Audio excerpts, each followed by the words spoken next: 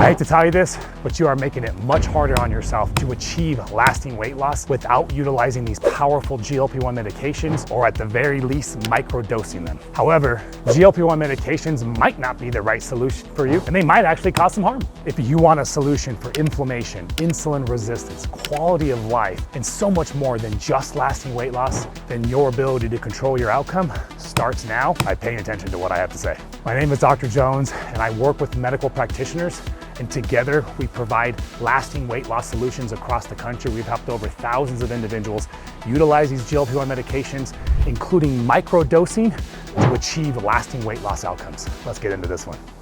This is such an important question. Should I start the GLP-1 medication? Should you start the GLP-1 medications? You probably think my answer is going to be yes, but no, it's not always yes. The reality about these medications is, look, they're the best thing since sliced bread when it comes to lasting weight loss. We've never had medications this powerful ever. I mean, not even close. Phentermine, the tried and true weight loss medication, is powerful, but it's got some pretty dire consequences and effects on the cardiovascular system. Truthfully, everything that we've ever had pales in comparison. And I do think the majority of you guys watching this will probably need a GLP-1 medication. But is it for everybody who is overweight?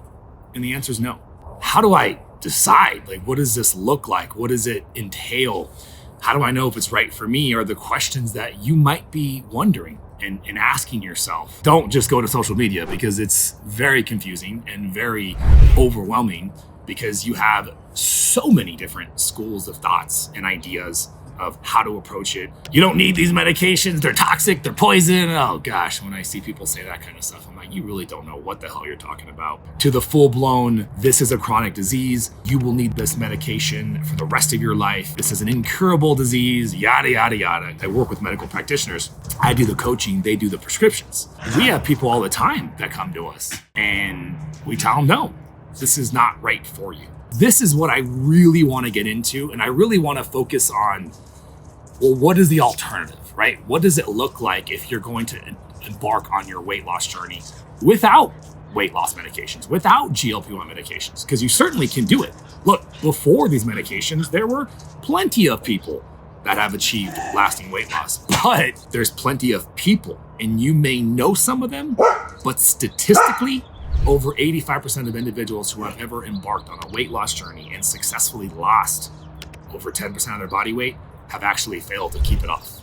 Like long term, within a couple years, they regained all their weight. Lasting weight loss is a freaking myth, and you gotta be a damn unicorn in order to have been successful. We're starting to really understand the complexities of obesity and insulin resistance and this intermesh of different things going on. And I think we have to start there. We have to understand the mechanics of all this. Let's get into it. Let's dive in real quick, briefly, because you've probably seen me talk about this in my other videos. Maybe you haven't, maybe this is your first time. What is the culprit here? What do we now understand plays a bigger role with your weight loss struggles and your lasting weight loss difficulties? Is insulin resistance. So what is insulin resistance? Insulin resistance is a condition in which your body becomes less responsive to insulin. Well, what does insulin do? Insulin is the primary storage hormone. It is responsible for storing nutrients, not just glucose. Everybody thinks about insulin and they think about glucose. It's not just glucose, sugar, carbohydrates, but it's protein, it's fat. We call all of that together macronutrients. That's your calories, that's your energy. Insulin is responsible for storing that energy into the cells of your body, right? You consume it, you eat it, it goes in the bloodstream, and then it goes into your bodies via the signal from insulin. Insulin is what opens up the gate on the surfaces of your cells to allow the glucose and the nutrients to get into your cells. So insulin effectively is a storage hormone. In fact, it is the most powerful storage hormone that we have. When insulin is elevated, grow, store. But that's okay, because in a healthy individual, it is short term. You eat food, blood sugar rises, your body detects that, insulin levels rise to drop the blood sugar down, insulin levels lower, and over a 24-hour period, even if you're eating like crap and you're eating sugar freaking 8 to 10 times a day, which we all know how bad that is, but if you're insulin sensitive, you can handle the damage of that sugar because insulin rises and insulin lowers. It's transient. So over a 24-hour period, it is still a very small percentage of the 24-hour period that you have elevated insulin levels. But if you're constantly blasting and blasting your receptors with insulin, and look, lifestyle is not the only driving factor behind insulin resistance. I want to make that clear. Ultimately, insulin resistance is downstream of mitochondrial dysfunction. The mitochondria are the powerhouses of the cells. We don't need to go too far into that. I'll make separate videos talking about that. But toxic exposure, cortisol-related stress in your life, and then genetics too as well. These are all going to play a huge factor and could very well be the reason why you're insulin resistant. But when we take a step back and look, well, what is one huge category? It's lifestyle. And what do I mean by lifestyle? It's the things that you're doing that are driving your blood sugar up over an extended period of time, over and over and over. And it's the things that you're not doing that would also help keep blood sugar levels down. And we're going to get into all of that so that it makes more sense. Blasting those receptors with insulin eventually wears them out. This resistance is something that sets in. And look, resistance to insulin and just resistance to anything that's been exposed over a long period of time is very common. You might have heard of a term called antibiotic resistance. And now we're not even talking about humans. We're talking about microorganisms have enough intelligence to develop resistance. If you were to give somebody a massive amount of testosterone or thyroid, they would become resistant. So it happens with hormones, it happens with chemicals and compounds and drugs and pharmaceuticals. This is in essence what insulin resistance is. It now takes more insulin to get the job done. And remember, getting the job done, keeping your blood sugar down is the most important thing, because if your blood sugar elevates to a point that is too high, it could kill you immediately. But normally, it's not so much that it's going to kill you right then and there, although it could.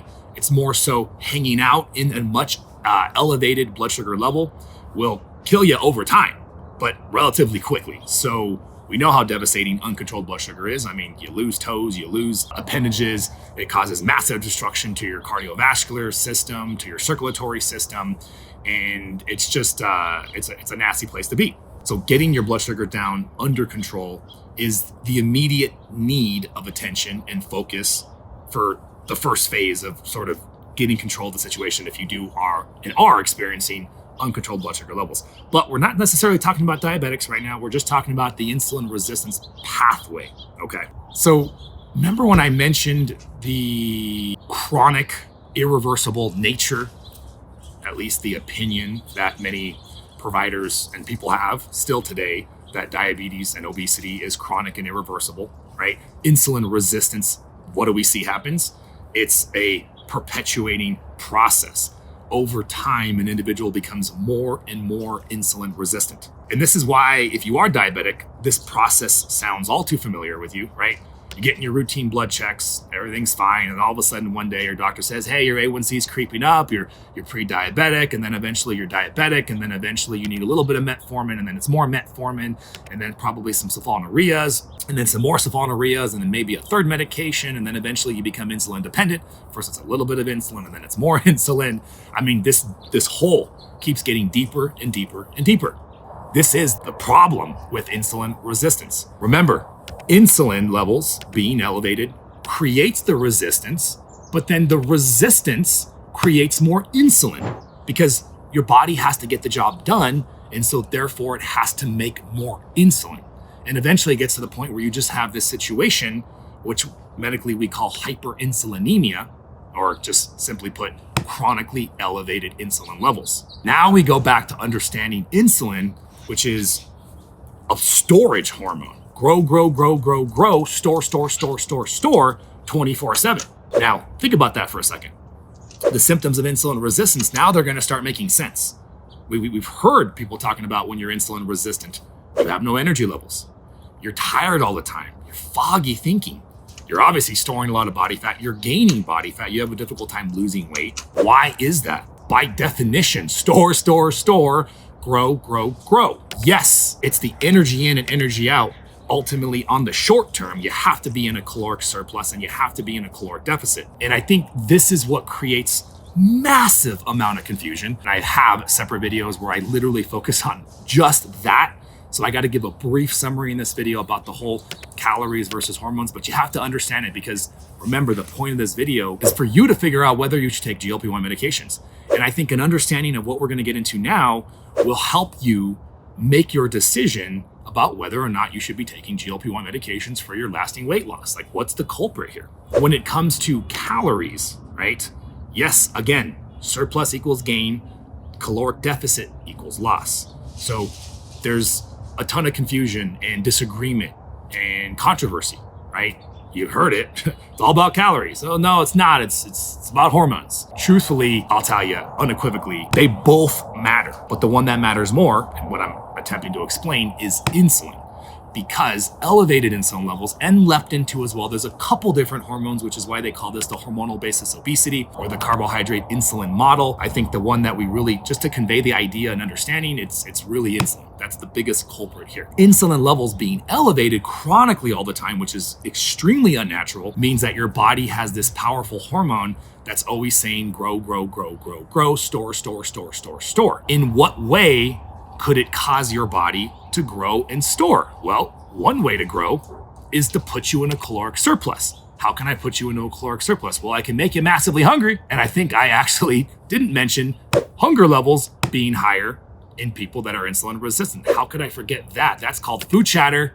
Anybody ever heard of that term, food chatter? We're finally starting to understand that food chatter is an actual thing. It's not just slothness and laziness and gluttony. Some of you might want to believe because it was easy for you to stop eating, right? You don't have these uncontrollable gluttonous cravings, so it must be pure gluttony and weakness of the individual. No.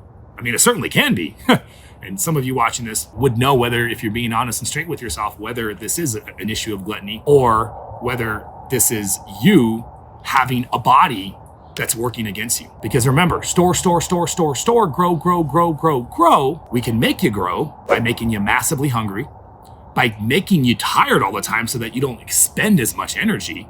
And then finally, I think the most deleterious effect, the most detrimental effect is I'll just straight up downregulate your metabolism. I'll just crank down the metabolism. The amount of calories you burn at rest, or the BMR, can literally be slowed down. Starvation mode and getting into the fact that that can actually be a thing that happens, and it does in reaction to you eating less. There's also an impact from the elevated insulin levels. And so it's a very different scenario if you are not hyperinsulinemic, right? If you're not insulin resistant. So you take two individuals and you put them in the same situation, and they've done these studies, by the way. In fact, the best studies where they've controlled calories, but they had people varying levels of insulin, keto, low carb, and fasting versus higher carbohydrate intakes. And they literally compared these things. Guys, it's freezing out here. Woo! My hands are actually cold, so this is very, very much appreciated. Oh my gosh, that feels great. So we're talking about insulin, right? And we're specifically talking about the effects of you getting into the caloric deficit that you need to lose weight, but hyperinsulinemic, elevated insulin levels versus not. And so they've done these studies comparing these. And yeah, unfortunately, to add to the confusion, on the short term, the both groups lost the same amount of weight. But they didn't do long-term studies. Oh, wait a minute, there is no long-term lasting weight loss study. Long-term, you look at the Biggest Losers, you look at all these caloric-based weight loss programs, everybody ultimately ended up regaining their weight. In fact, when you look at the studies of actual people who maintained weight loss, remember we talked about this earlier, they're freaking, I call them unicorns because it was less than 15% of people have ever maintained their weight loss. The things that allowed them to actually be successful, like they tried to figure this out, like what were these people doing that was different?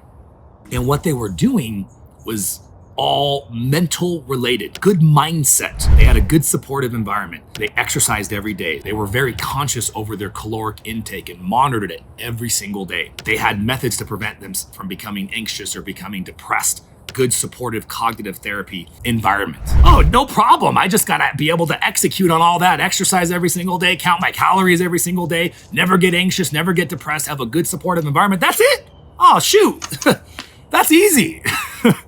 You get my point, right? The whole mind over matter is very powerful. And so I do think the mind can override the body if powerful enough. But unfortunately, for a lot of you guys watching this, I mean, my gosh, the stress of just getting through the day sometimes, let alone being able to allocate that much mental resource to getting it done. So for everybody else, they can't mind over the matter, right? I'll say this all the time. Mind plus body equals results or lack thereof. You can only get your mind as tough as you possibly can. You want to work on the body too. And what we're talking about is the body piece of this, the insulin resistance. If you want to make lasting weight loss or even just weight loss easier for you, besides the caloric deficit, get your freaking hormones to work with you, not against you. And working with you would be lowering those insulin levels. They've already done other studies looking at the adherence rates. The adherence rates of caloric restriction were much higher in people that were fasting. If you allow yourself the entire day to just have a window of eating, that requires more conscious effort to get into a caloric deficit when you just get into a routine of saying, hey, I'm gonna eat over an 8-hour window, right? Intermittent fasting. I absolutely can't stress this enough that you want your body to work with you, not against you. And that's the big difference. Okay, so now like the GLP-1 medications, what are these guys doing? Why are they so amazing? Yes, they're getting you to eat less, which is awesome, but they're also making an improvement in insulin resistance. They are improving insulin sensitivity. In combination with eating less, what do we get? We get massive weight loss. We get decreased food chatter. When people ask me like, what is the reason why you're such an advocate for the usage of GLP-1 medications in your weight loss programs, it's because what I'm talking about right here, what you guys now understand, the way insulin impacts and the food chatter, it's like you don't have control. You yourself, the person running your body, the mindset, I'm gonna do it, I'm gonna execute, and then within a single day, you fall off the rails, or you lose control, or you give in to your cravings. And that process of trying to execute and failing and trying and failing over and over and over really wears an individual out. And some of you guys watching this know exactly what I'm talking about. GLP-1 medications are, in my opinion, just one prime example of the real culprit here, because we're getting the person more insulin sensitive, less insulin resistant, meaning their chronically elevated insulin levels are lowering, and therefore the body becomes more compliant. And then yes, there's also a caloric restriction component too as well. So back to my earlier statement, if you can achieve lasting weight loss without the medications, you shouldn't use the medications. Well, why is it that some individuals have a much easier time dropping weight and most don't? The reason why individuals can just simply start eating less and lose weight, and it's just easy like that, and the body just works with them, and they don't seem to have this crazy issues with hunger, being ravenous, and plateaus happening where their metabolism just slows down and they go into starvation mode. And it's like, this is like, I understand why some of those individuals are like, what's wrong with you?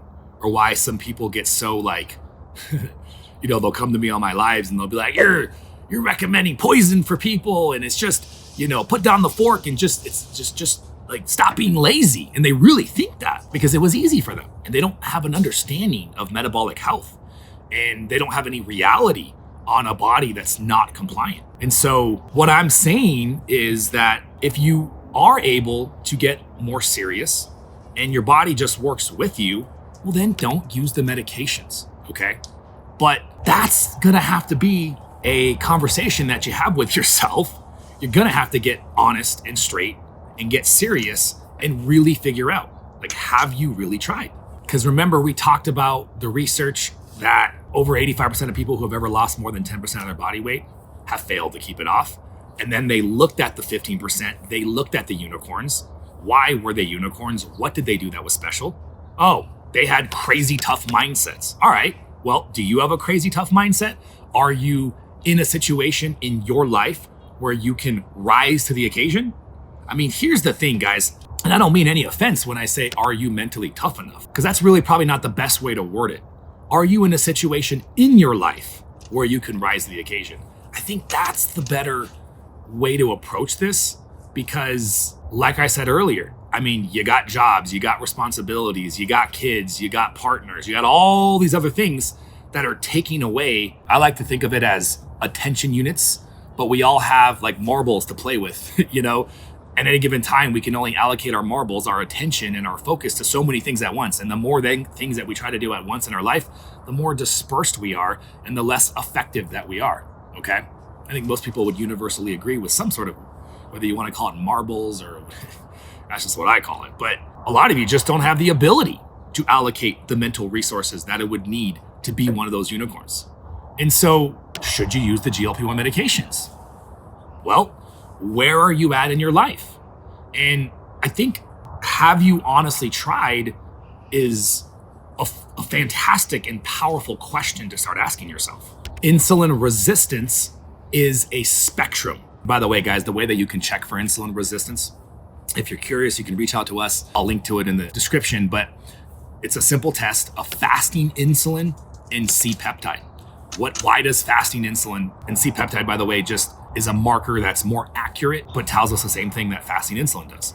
So why is it that looking at my insulin levels when I'm fasted, how does that tell me potential insulin resistance? Well, if you're fasted, your insulin levels should be lower. If they're not, and you haven't eaten recently, presumably the reason why it's elevated is because you're resistant. You're in that hyperinsulinemic state that we talked about earlier. So remember, they don't check for that.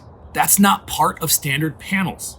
And a lot of you don't know this, but the moment you become pre-diabetic, the moment your A1C creeps up to that point where you become A1C 5.7 pre-diabetic, your body has been fighting this battle for the past 3 to 5 years. 3 to 5 years. That's how long you've been losing the battle. It's a real gut check and reality for people to hear that for the first time. Some of you don't even understand that or believe that because you've never been told. And remember, insulin resistance, you have the diabetes path and you have the obesity path. And who knows, I couldn't tell you why one individual will go down this path versus the other, but we have a much deeper understanding that insulin resistance is hyperinsulinemia is the primary driver behind both, or in the middle for somebody that has both, we call that diabesity. But insulin resistance is a spectrum. Without getting that test, it's not easy to determine how insulin resistant you are or not. And so if you're not able to answer the question for yourself, should I be doing GLP-1 medications or not, then maybe getting this test makes sense. Even if you think you're fine, even if you're at a healthy weight, so to speak. Because guess what? Body weight and height, which we call the BMI, is a horribly inaccurate way to detect metabolic health. Truthfully, just comparing your waist to your height is a much better marker for metabolic health because of this concept called visceral fat. So there's 2 types of fat in the body. There's visceral and there's subcutaneous. Subcutaneous is around the skin, on your arms and legs, throughout the body. Visceral is deep within the abdominal cavity, around the organs. And we know that fat that is being deposited around the liver. Now we understand around the pancreas, by the way, is part of that pathophysiology, that development of diabetes. Save that for the video that I'm making soon about reversing your diabetes. But fatty liver is a huge risk factor for insulin resistance and a huge driver of insulin resistance. And so visceral fat plays a massive role towards your overall metabolic health. And so I think that test is a good start to get an idea, some objective data behind whether or not you're insulin resistant, because I think this is the biggest variable that you should be looking at that should affect your decision whether or not you want to take the GLP-1 medications to achieve lasting weight loss. Remember, guys, mind plus body equals results or lack thereof. Like, I cannot stress that enough when we're talking about lasting weight loss. It is you and your body. And, both of those can be as strong or as weak as they are. And everything that I'm teaching you, the medications and the lifestyle interventions, they're focusing on the body, right? So spoiler alert, mindset comes from you. Now I could say some inspirational and motivating things, and that's what I do in my community, and everybody feels better and pumped and excited when they can get some proper, just look at what Tony Robbins does, for example. Talk about getting people pumped and excited. Look at David Goggins, for example. The mindset is real and very powerful, but you can only do so much there. It is a little esoteric, I guess, ambiguous. It's not structured, but the body's pretty structured. We have a lot of science behind it, although we're still really confused right now on even the pure actual causality of insulin resistance is in question. I've been fortunate enough from my journey. If you guys don't know, I lost 100 pounds myself, and I struggled for about 8 years or so to actually maintain my weight loss. So I would yo-yo, regain and lose the same 50, 60 pounds. I lost 100 pounds, but I would regain and lose a tremendous amount of weight. And then I started intermittent fasting, and then I started pushing the envelope to long fasting. And it was consistent long fasting which for me, finally is where I achieved stability in my weight. And I realized now I was just fixing insulin resistance with a lot of fasting. And now I have the FLOA protocol, which is the world's most structured, prolonged fasting regimen. Fasting plus a bunch of other tenets or approach towards nutrition, the right supplement protocols, good sleep optimization, stress management, optimizing hormones like testosterone and thyroid, addressing inflammation with things like low-dose naltrexone, and of course, mindset. The mindset piece is huge. So that's all the things that we cover with our coaching programs. So when you're looking at the information and you're trying to make a decision, GLP-1 medications have risks. They absolutely do. If these medications had no risks at all, well then it would be a moot point. You should take them, right? It's all benefit and there's no risk. But that's not the case. They do have risks. Pancreatitis is a real thing. Gallstones and biliary disease, issues of the gallbladder tract, is a real issue. Gastroparesis, stomach paralysis can happen. Now, these are very rare, but they absolutely can happen and can potentially be fatal. Extremely rare, but still happens. Now, commonly though, what's gonna happen to many of you guys, it's gonna be more of an issue of like, okay, it's not a I might die thing, it's more like quality of life. Like I gotta deal with these awful symptoms. Nausea all the time, diarrhea, vomiting. That's expected. Nausea in 50% of individuals who take these medications. Do you want to go through all that? Can you achieve lasting weight loss without the medications? That's what we're trying to figure out. And look, I think it's important to understand our approach. It's almost side effectless in our approach because we're using micro doses. Intermittent use protocols. We use lower dosing and we spread them out. We spread them out more in the future when they get to their goal. But in the beginning, most people in our program are starting at those starter doses, but they're not following the cookie cutter template every 4 weeks, increasing the dose. That's the standard, right? You see it with semaglutide, you see it with tirzepatide, you're doubling the dose essentially almost every 4 weeks. And people getting wrecked by side effects because they're massively increasing the dose. But holy crap, there's these amazing lifestyle interventions. If you do them at the same time, you're also improving insulin resistance, inflammation, and many different things that also support your weight loss and your metabolic health. And therefore, what we're seeing, and so many success stories to back this up, people sometimes never even have to increase their initial dose in my program. And I would say there's still a lot of people that do, but they're increasing way less often and just increasing less, period. They're not increasing nearly as much. They're playing with the waters. They're testing it out. They're challenging themselves to implement targeted lifestyle interventions. And so you got to consider that if you do want to work with us, because we do service all 50 states. But let's say you're outside the country and you don't have access to us and you really do have to make a decision on your own to use these medications or not. And I think by now you have a good understanding of what you're up against if you are not going to use these medications. And basically you're either insulin resistant or you're not. And what I'm trying to say here is if you're not insulin resistant, then it should be pretty easy for you to lose weight. And if you are, it's going to be much more challenging. And the variables there are how insulin resistant you are or not, and how much mental resources you have to be able to allocate towards the mindset piece of it, right? Those are the variables. And so it's easy for me to say things like, well, have you really tried your best? And, that always evokes some inspiration and challenge. Also, sometimes some negative feelings too, because if you are trying your best and you're not winning, well, now that's an uncomfortable feeling, right? And that could lead you down a slippery slope. So where do you draw the line? Do you really have to say you have rearranged your life to be able to exhaust more mental resources towards this and then fail to then say, okay, fine, I can use the medications? Or can you make an educated decision because you know yourself, you know where you're at, you understand the risks of staying overweight? Because now we got to talk about that. There are significantly higher risks, in my opinion, and many people agree. Staying overweight, staying obese, staying insulin resistant, in my opinion, much worse than these medications. So how much longer are you willing to stay in that situation, knowing that it may get worse, knowing that it's likely more harmful for your health than using these medications? This is your decision. And I think it's obvious to, you could tell I have a little bit of a narrative here. I'm gently encouraging you to see my viewpoint that I think utilizing, especially if you're going to do something like our approach, which is lower dosing and you plan on doing the work, I think that's the way to go.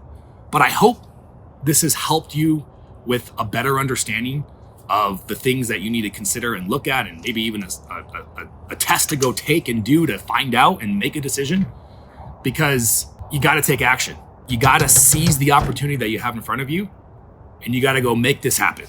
And so whatever you decide to do, get off your ass, let's get to work, let's make it happen. And I'll be here to help you guys as much as I possibly can. If you guys enjoyed this video and you want to get a deeper understanding of our program and our approach, check this one out here.